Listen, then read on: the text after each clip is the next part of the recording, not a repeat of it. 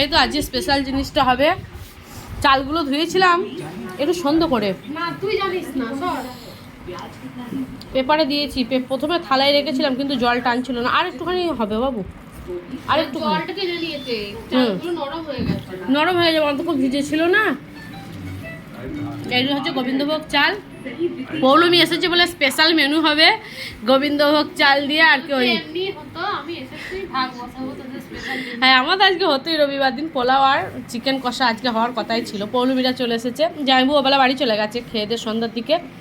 জামাইবু থাকলো না, পৌলমী থাকবে, কালকেও বাড়ি চলে যাবে। পৌলমী এখন চালের দোকান দিয়েছে। বাবা এখানে খেলা দেখছে, পৌলমীও খেলা দেখছে দাদুর সাথে। তো আমি এখনো মাংস পোলাও করবো, 7:30 বাজছে।